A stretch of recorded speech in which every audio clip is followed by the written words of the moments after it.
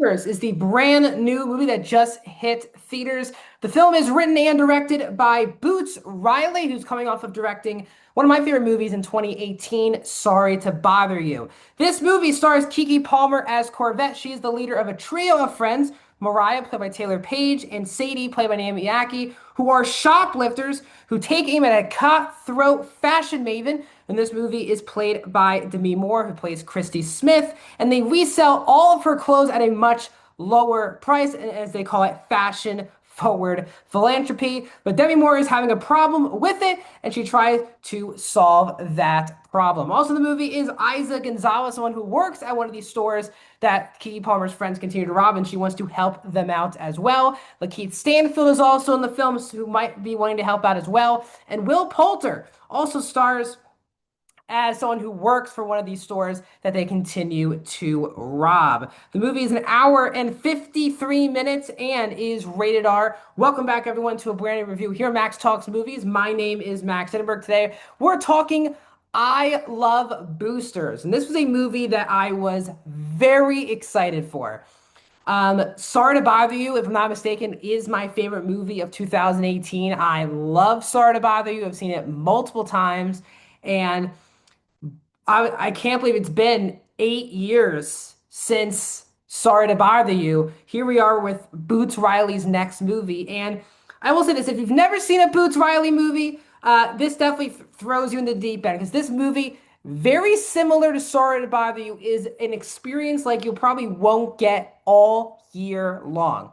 This movie feels unique. It's very fresh, and with the colors, the clothing, the ideas that they're going for is very much in your face. And by saying that, I understand that Boots Riley is not for everyone. He is definitely one of the most distinctive filmmakers that we have in Hollywood today, where he makes movies that you just don't see anyone else make. And I love that about him. He makes movies that you know the only person who could have made this movie, it's Boots Riley. Now, that doesn't mean he's a great director. I believe it because I think his stuff works. And very similar to Sorry to Bother You with this film, I Love Boosters. At first, this movie doesn't feel like it has much to say at the beginning of the film. You have these shoplifters, they're going after this very egotistical jerk of a person who runs all these clothing stores. Seems very simple. But once the movie continues on and you learn more about what this movie is trying to say from a themes perspective, from a message perspective, that's when his movies really take the next level. They're very flashy, they're very flamboyant, but they have something really interesting to say about society, the world, whatever. Sorry to Bother You gave some very interesting themes, and this movie does as well about working class versus the rich class, how desperate people are getting. The people in power now these days do feel very much um, not vulnerable anymore to being stopped. They feel untouchable. And what happens if they get pushed over? A lot of fascinating things in this movie with the movie that's crazy, funny, colorful. It has like stop motion animation at particular points. It has wild colors and things of that nature. But deep down, it really has something powerful to say. And that's why I believe Boots Riley is a very special writer and filmmaker. This also, just like Sorry to Bother You, is even better here. A fantastic ensemble here on display. The movie works because you really fall in love with the trio of friends, Keke Palmer, Taylor Page, and Naomi Ackie. And everyone in this movie is excellent. Taylor Page, who I, again, have been a big fan of since Zola, is really good in this movie and easily is the funniest aspect of that trio. She's someone who I've never seen be this funny before, and she was really funny in this film. I thought she was great. Naomi Ackie is just a really good actress, and she chooses very smart projects. And her dynamic with Keke Palmer was honestly my favorite of the whole film.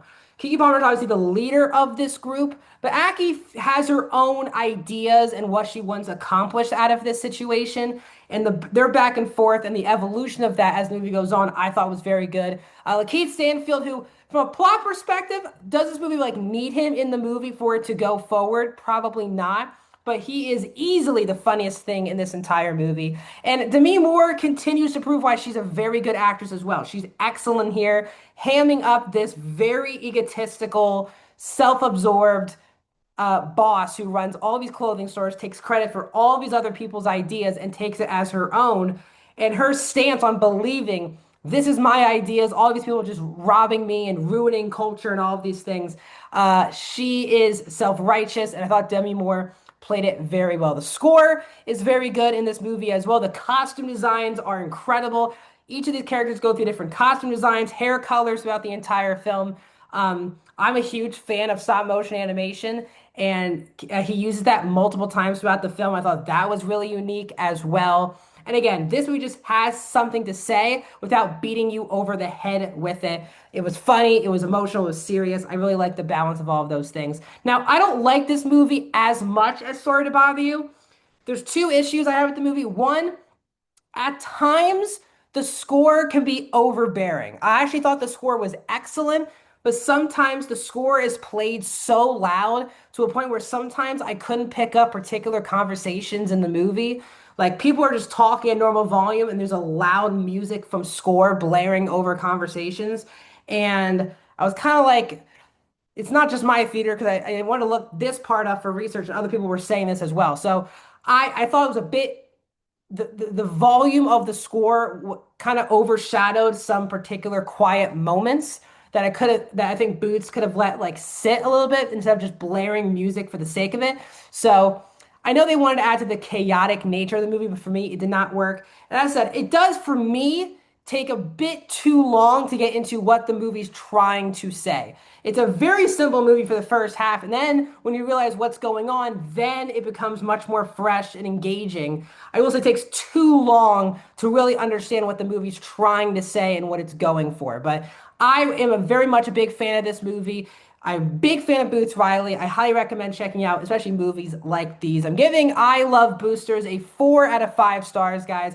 I am going 82% for I Love Boosters. What are you guys' thoughts on 4 out of 5 stars? What are your guys' thoughts on this movie? Let me know down in the comments. Like this video, subscribe to my YouTube channel and my Patreon. Check out what tier is for you. I'm sure there's something out there for you down in the comments. And I'll see you guys in another video very soon.